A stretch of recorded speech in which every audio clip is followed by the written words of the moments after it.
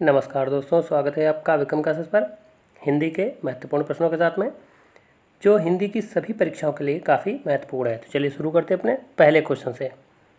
एक अनुच्छेद में जितनी पंक्तियां होती हैं उन पंक्तियों के समूह को क्या कहते हैं? सही आंसर है D, अनुवधि।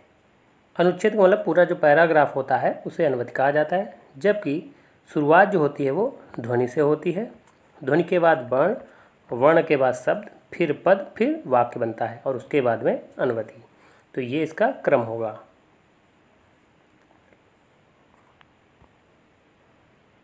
Question number 2, Malik Mohammad जायसी की रचना पद्मावत किस भाषा में लिखी गई है? सही आंसर है बी, अवधी भाषा में।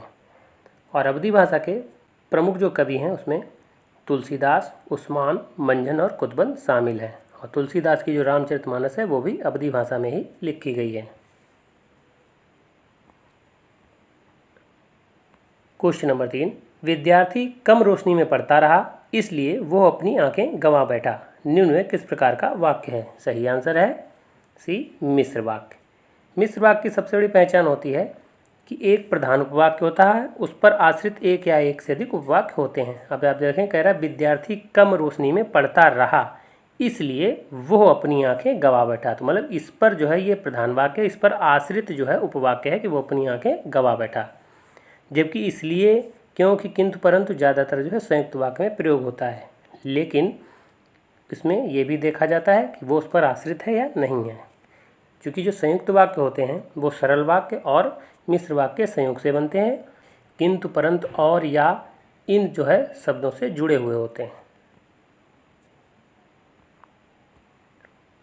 क्वेश्चन नंबर 4, व्यंजन के कितने भेद होते हैं? सही आंसर है बी, 3 भेद।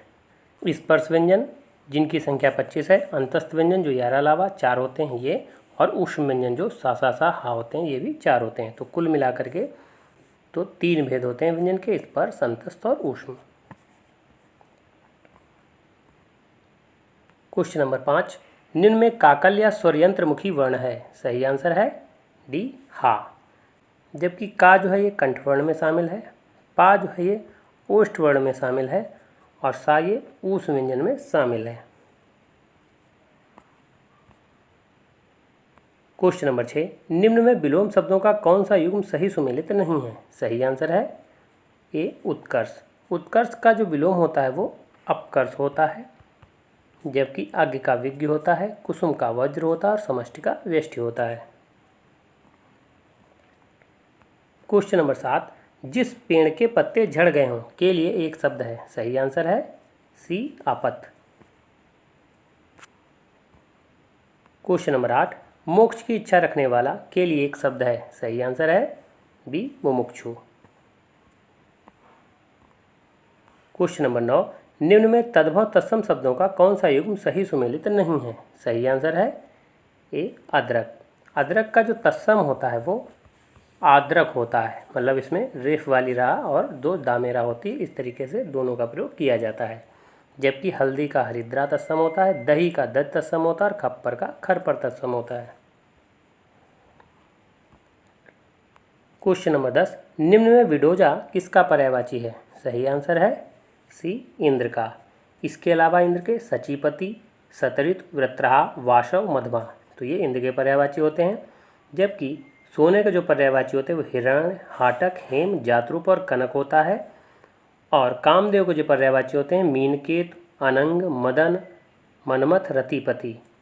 और हाथी के जो पर्यायवाची होते हैं मतंग, करी, कुंजर, दंती, हस्ती। तो इस तरीके से ये सभी पर्यायवाची इनके होंगे। क्वेश्चन नंबर 11, निम्न में अशुद्ध शब्द है? सही आंसर है बी। शुद्ध शब्द जो होगा वो जिजीविषा होगा। जबकि द्वारका इस तरीके से शुद्ध शब्द था, शरद चंद्र ये शुद्ध शब्द है, और ज्योत्सना भी शुद्ध शब्द है। ज्योत्सना में आदिता और आदिशा का प्रयोग किया जाता है। क्वेश्चन नंबर 12, निम्न में उत्तमावस्था है? सही आंसर है सी, लघुत्तम। अब आप देखें उत्तम और लघुत्तम तो ये सेम ही लग रहे हैं, तो इस तरीके से ये उत्तमावस्था होगी। जबकि विशेषण की जो है अवस्थाओं के आधार पर देखें तो 3 प्रकार के होते हैं। मूलावस्था जिसे लघु है, ये मूलावस्था है। उत्तरावस्था जो है ये लघुतर है। तो उत्तरा और लघुत्तर तो दोनों में तर का प्रयोग किया जा रहा है, ऐसे उत्तमा में और लघुत्तम में भी, तो आप आसानी से इनको पहचान सकते हैं।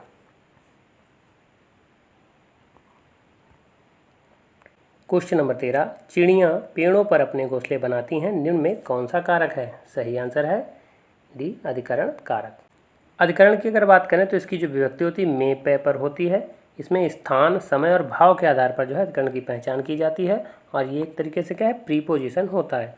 अब आप देखें, चिड़िया पेड़ों पर, तो स्थान की बात कर रहा है, चिड़िया पेड़ों पर अपने घोंसले बनाती है, तो स्थान की बात कर रहा है, और एक तरीके से प्रीपोजिशन भी है। तो इस तरीके से जो है आप कारक को आसानी से समझ सकते हैं। क्वेश्चन नंबर 14, कौन सा स्त्रीलिंग शब्द है? सही आंसर है बी, छाछ। चूँकि छाछ क्या है, पी जाती है, जबकि दही की अगर बात करें तो दही खाया जाता है, तो इसलिए दही पुल्लिंग होगा, जबकि तिल, टेसु, काढ़ा ये सभी पुल्लिंग शब्द हैं।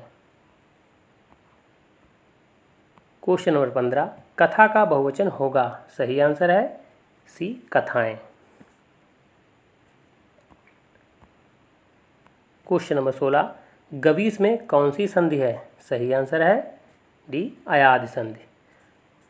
गवीस का जो संधि विच्छेद होगा गोधन ईस होगा, और जो है अयाद संधि में अय, आय, अव, आव इनका जो है उच्चारण निकलता है। अब आप देखें गवीस, गवीस, तो अब उच्चारण इसमें निकल रहा है। इसी तरीके से जैसे आप देखें रवीस, तो इसमें भी जो है क्या है, इसमें भी अयाद संधि होगी, चूँकि अब का प्रयोग निकल रहा है। तो इस तरीके से शब्द को पढ़ करके और उसका संधि विच्छेद करके आप उसको पहचान सकते हैं कि निम्न में कौन सी संधि होगी। क्वेश्चन नंबर 17, सकल, सकल शब्दों का सही अर्थ है? सही आंसर है ए, संपूर्ण अंश। सकल का अर्थ है संपूर्ण और सकल का अर्थ है अंश। अब आप देखें अंश में भी सलजम वाली सा है और सकल में भी सलजम वाली सा का प्रयोग किया गया है। क्वेश्चन नंबर 18, असंभव में कौन सा समास है? सही आंसर है सी, तत्पुरुष समास। और तत्पुरुष समास में भी जो है नौ तत्पुरुष समास होगा। क्योंकि नौ तत्पुरुष समास में क्या है कि समास में जो पहला भाग होगा वो नकारात्मक होगा। जैसे आप देखें संभव शब्द को आ जोड़ करके असंभव बनाया गया है, तो ये नकारात्मकता की बात कर रहा है, तो इसलिए नौ तत्पुरुष समास होगा। ऐसे आप देखें अधर्म, ये भी नकारात्मकता की बात कर रहा है। ऐसे असत्य, अनपढ़, नास्तिक, तो ये सभी क्या होंगे, ये सभी नौ तत्पुरुष समास होंगे।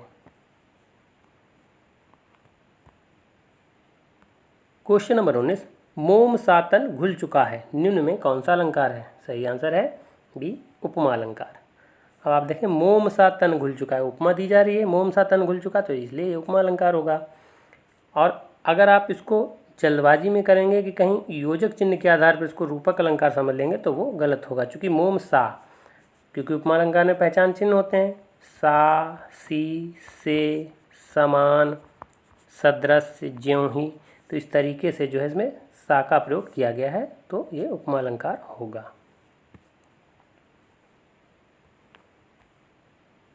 क्वेश्चन नंबर 20, यदि कोई पत्र सभी संबद्ध कार्यालयों को प्रेषित किया जाता है उसे कहते हैं? सही आंसर है ए, परिपत्र। जब कोई एक ही पत्र अनेक कार्यालयों को भेजा जाए तो वो परिपत्र कहलाता है। क्वेश्चन नंबर 21, 8 कनौजिया 9 चूल्हे मुहावरे का अर्थ है? सही आंसर है सी, बंटवारे की स्थिति। क्योंकि 8 कनौजियाँ हैं और 9 चूल्हे, तो बंटवारे की स्थिति की बात कर रहा है। क्वेश्चन नंबर 22, पुस्तक के बिना कैसे पढ़ोगे में संबंध बोधक अव्यय है? सही आंसर है सी, बिना। संबंध बोधक अव्यय एक तरीके से क्या है, प्रीपोजिशन है, तो बिना, अगला, पिछला, निकट, तो इस तरीके से ये सभी जो होंगे वो संबंध बोधक अव्यय कहलाएंगे। क्वेश्चन नंबर 23, बच्चे स्कूल जा रहे होंगे, निम्न वाक्य में किस प्रकार का काल है? सही आंसर है बी, संदिग्ध वर्तमान। संदिग्ध वर्तमान का मतलब होता है कि जिसके वाक्य में अंत में होगा, होंगी, होंगे का प्रयोग होगा वो संदिग्ध होगा। जबकि संभाव्य वर्तमान की अगर बात करें तो वाक्य के अंत में या हो, ई हो, ए हो, तो इनका प्रयोग ज़्यादा होता है। तो वाक्य के अंत में इस तरीके से अगर आएगा तो संभाव्य होगा, होगा, होंगी, होंगे होगा तो संदिग्ध होगा। क्वेश्चन नंबर 24, व्यर्थ शब्द में उपसर्ग है, सही आंसर है सी वी। जब कभी भी शब्द का जो प्रारंभ है या के पहले कोई भी आधा व्यंजन आए तो उन सभी में जो है उपसर्ग की बात करेंगे तो वो वी ही होगा। अब आप देखें जैसे व्यायाम है, व्याकरण है, तो इस तरीके से सभी में क्या होगा, वी उपसर्ग होगा। क्वेश्चन नंबर 25, अर्थ के अनुसार संयुक्त क्रिया के मुख्यतः कितने भेद होते हैं, सही आंसर है डी 11 भेद। तो ये वीडियो कैसा लगा, अगर अच्छा लगा हो तो लाइक करें, शेयर करें, सब्सक्राइब करें। धन्यवाद दोस्तों।